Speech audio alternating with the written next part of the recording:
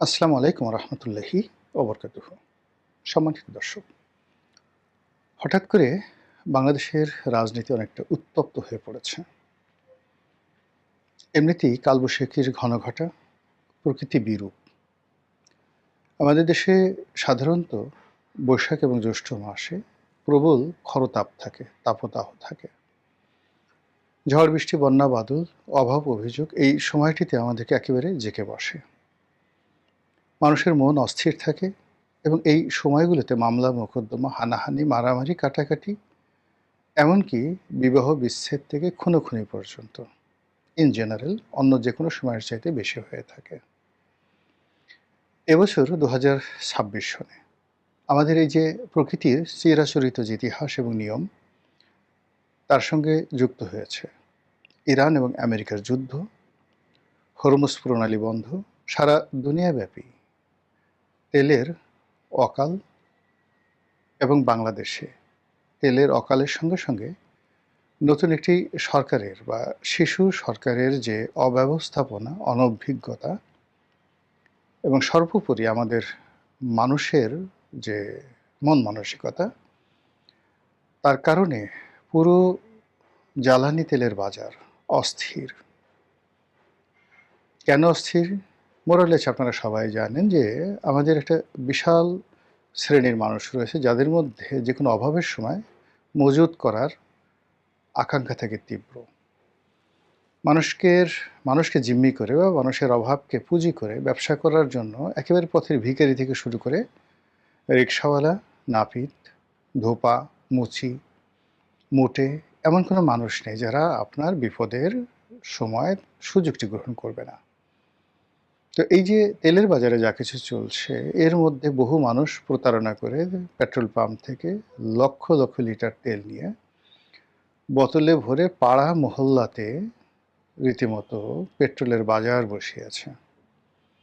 Petrol পাম্পে petrol নাই, কিন্তু আপনি যদি দ্বিগুণ মূল্যে প্রতি লিটার ২০০ টাকা, প্রতি লিটার ৩০০ টাকা দরে তেল কিনতে চান, তাহলে সেই তেল আপনি পথে ঘাটে মাঠে পাবেন, অনলাইনে পাবেন, এমনকি আপনার বাসায় এসে সেই তেল পৌঁছে দিয়ে যাবে। এই যে মানুষের চতুরতা, এই চতুরতার কারণে পুরো সমস্যাটি কয়েক গুণ বড় হয়ে আমাদের জাতির উপরে চেপে বসেছে। তো এই যে সমস্যাগুলো যখন ঘটে, তখন সরকারের জন্য বিব্রতকর। আর সরকারের যারা বিরোধী পক্ষ, তারাও এই সময়টিকে কাজে লাগাতে চান। তো বর্তমানে যেভাবে বিএনপি সরকার ক্ষমতায় এসেছে, হঠাৎ করে অনেকটা স্বপ্নের মতো, স্বপ্নের রাজপুরুষ বা সেই যে মধুবালা মদন কুমারের যে কাহিনী, ঐরকমভাবে, মানে যেভাবে মদন কুমার মধুবালাকে পেয়ে যায়, ওভাবে আমাদের যে রাষ্ট্র ক্ষমতা কেউ হারিয়েছেন আর কেউ পেয়েছেন। এর মধ্যে কবিতা আছে, গল্প আছে, স্বপ্ন আছে, কিন্তু রাজনীতির যে চিরাচরিত লড়াই সংগ্রাম, এর মাধ্যমে কেউ ক্ষমতা হারাননি আর কেউ ক্ষমতা পাননি। ফলে যারা পেয়েছেন তাদের ব্যাপারে অনেক ঈর্ষান্বিত। যারা হারিয়েছেন তাদের দুঃখ, কষ্ট, বেদনায় বুক ফেটে যাচ্ছে।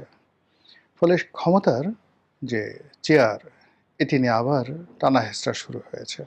আর সেক্ষেত্রে প্রকৃতির বিরূপ অবস্থা, বিশ্ব রাজনীতির বিরূপ পরিস্থিতি এবং সর্বোপরি আমাদের দেশের যে চলমান অর্থনৈতিক সংকট, তেল সংকট, আরও যে সকল সংকট রয়েছে, সব মিলিয়ে একেবারে একটা ত্রাহি ত্রাহি অবস্থা শুরু হয়ে গেছে। এবং এই সুযোগকে কাজে লাগানোর জন্য উত্তপ্ত যে খরতাপ, উত্তপ্ত বৈশাখ, সব কিছুকে একত্র করে রাজপথকে গরম করার, উত্তপ্ত করার জন্য বিরোধী পক্ষ প্রাণান্ত চেষ্টা চালাচ্ছে। আপনারা জানেন যে একদিকে সরকারি দল বলতে বিএনপি এবং বাকি যে দলগুলো আছে, সে দলগুলো আসলে বিএনপির মধ্যে বিলীন হয়ে গেছে। ছোট ছোট কয়েকটা দল আছে। এই দলগুলোর নাম আগামীতে কেউ মনে রাখবে কিনা, এটি নিয়ে যথেষ্ট সন্দেহ আছে। আগামীতে এই দলের নামগুলো মানুষ মনে রাখবে কিনা। তো ফলে কি হলো, যে সমস্যা, আমাদের দেশের যে সমস্যা, সেই সমস্যা বিএনপি ভার্সেস বিরোধী দল। তো বিএনপি ভার্সেস বিরোধী দলের এই যে সমস্যা, সেই সমস্যা বিরোধী দলের যে ১১টি ছোট, ছোট দল আছে, এরা কিন্তু দীর্ঘ সময় ধরে বিএনপির সঙ্গে ছিল। আপনি যদি প্রথমে ধরেন জামাত, তারপরে এই যে নতুন দল তাদের যে এনসিপিও কিন্তু বিএনপির সঙ্গে জোট বাঁধার জন্য অ্যাগ্রি ছিল।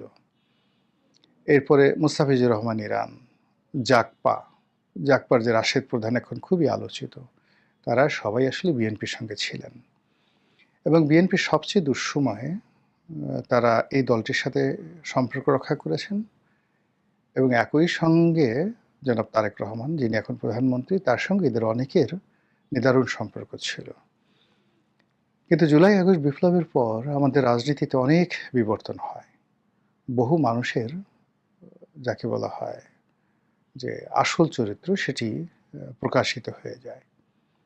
অনেক বন্ধুত্ব নষ্ট হয়ে যায়, অনেক সম্পর্ক আবার নতুন করে গড়ে ওঠে। ক্ষমতা কেন্দ্রিক অনেক চাটুকার, দালাল, তারা নতুন করে ক্ষমতাধরদের আশেপাশে ভিড় জমাতে থাকে। ফলে ডক্টর মোহাম্মদ ইউনূস যে সময়টাতে ক্ষমতা ছিলেন, তখন আমাদের দেশের অনেক রাজনীতিবিদ, অনেক মানুষ, তাদের একটা মানসিক এবং মানবিক বিবর্তন ঘটেছে। সিমিলারলি আবার তারেক রহমান সাহেব যখন ক্ষমতায় এসেছেন, তার ক্ষেত্রে একই কথা প্রযোজ্য। তার দীর্ঘদিনের যারা সঙ্গী সাথী ছিলেন, অনেকেই তার ব্যাপারে হতাশ। তার দলের ভিতরে, দলের বাইরে, সাধারণ জনগণ, একটা ওয়াইড রেঞ্জে গত ১৭ বছর ধরে তিনি যাদের সঙ্গে সম্পর্ক রক্ষা করেছিলেন, তাদের ৯৯% লোক এখন মনে প্রাণে তাকে পছন্দ করছেন না। আর ক্ষমতা কেন্দ্রিক তার যে সকল মিত্র জুটেছে, এর একটা বিরাট অংশ আমলা। তারা তাকে এমন একটা বলয় তৈরি করে রেখেছে তার জন্য, সেই বলয়ের ভিতরে তিনি আছেন এবং তার পক্ষে আসলে আন্দাজ করা সম্ভব নয় যে বাংলাদেশ কিভাবে চলছে। ফলে এই অবস্থায় অনেক মানুষের মধ্যে জনাব তারেক রহমান সাহেব সম্পর্কে অধৈর্যতা দেখা যাচ্ছে। অনেকে অস্থিরতা অনুভব করছেন, অনেকে ক্রোধে উন্মত্ত হয়ে যাচ্ছেন এবং অনেকে রাগে, ক্রোধে, ক্ষোভে বেফাঁস মন্তব্য করে বসছেন।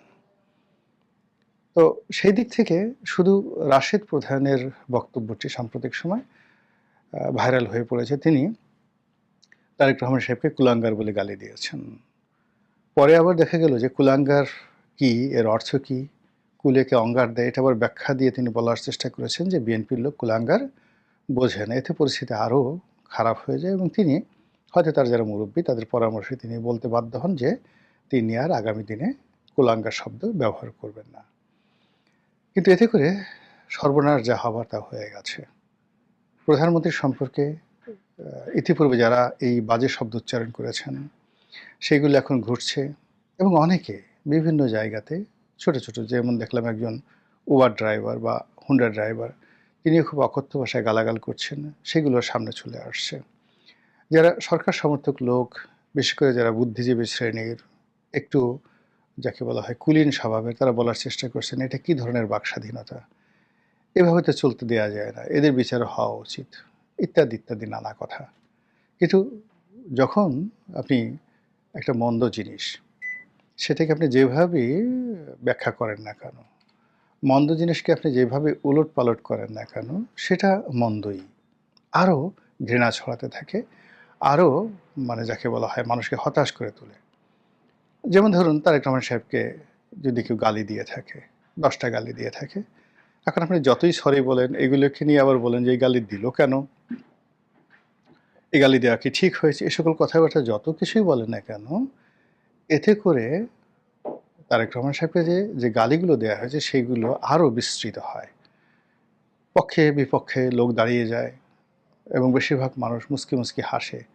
আমরা গ্রামে যেমন দেখে ঝগড়া লাগলে মানে যত রকম গোপন কথা আছে সব কথা বের হয়ে আসে। তদ্রূপ এখন এই যে তারেক রহমান সাহেবকে নিয়ে যে সকল কথাবার্তা হচ্ছে, এতে করে তার অতীতের যত রেকর্ড, বর্তমানের রেকর্ড, সাম্প্রতিক রেকর্ড, সত্য মিথ্যা মিলিয়ে যেভাবে সামনে চলে আসছে, এটি নিয়ন্ত্রণ করা সম্ভব নয়। এটি ভয় দেখিয়েও আপনি দমন করতে পারবেন না। অথবা আপনি 18 কোটি মানুষের মধ্যে কোনো মোটিভেশন দিয়ে এই সমস্যাগুলো সমাধান করতে পারবেন না। এক্ষেত্রে যেটি দরকার সেটি হলো এমন কিছু করা, এমন কিছু বলা, এমন কিছু সফলতা প্রদর্শন করা যাতে অন্তরের অন্তঃস্থল থেকে মানুষের ভক্তি এবং শ্রদ্ধা উৎসরিত হয়। আবার শব্দটি বলছি, উৎসরিত হয়। যদি সেরকম ভক্তি এবং শ্রদ্ধা উৎসরিত হতে থাকে জনাব তারেক রহমান সাহেব সম্পর্কে, যেটি তার মায়ের ক্ষেত্রে হয়েছিল, তাকে নিয়েও কিন্তু তার প্রতিপক্ষ নানা রকম কথাবার্তা বলত। কিন্তু তিনি তার আপন কর্মে, তিনি তার আপন শ্রেষ্ঠত্বে, তিনি তার আপন ব্যক্তিত্ব দ্বারা এমন একটা পরিস্থিতি তৈরি করে ফেলেছিলেন যে তার সম্পর্কে আসলে মানুষ কোনো বাজে কথা বলে টিকতে পারত না। একইভাবে তার পিতার সম্পর্কে, তার পিতার সম্পর্কেও কিন্তু মানুষ কোনো বাজে কথা বলে একটা মিনিটও এই সমাজে টিকতে পারবে না। তো সেক্ষেত্রে জনাব তারেক রহমান সাহেবকে যদি এই মানুষের মুখ বন্ধ করতে হয়, তাহলে তাকে উদ্বোধন করতে হবে। কারো পরামর্শে নয়, কিংবা কারো উস্কানিতে নয়, তার নিজের মতো করে তাকে বের করতে হবে যে কি করলে মানুষ তাকে শ্রদ্ধা করবে। আর তিনি রাষ্ট্র ক্ষমতার যে জায়গায় আছেন, এখানে যদি শ্রদ্ধাই না থাকে, ভালোবাসাই না থাকে, সম্ভ্রম না থাকে, মর্যাদা না থাকে, তাহলে এই সমস্ত পদপদবিতে বসার চাইতে না বসাই অতি উত্তম। আল্লাহ আমাদের সবাইকে হেদায়েত দান করুন এবং হেফাজত করুন। আসসালামু আলাইকুম ওয়া রাহমাতুল্লাহি ওয়া বারাকাতুহু।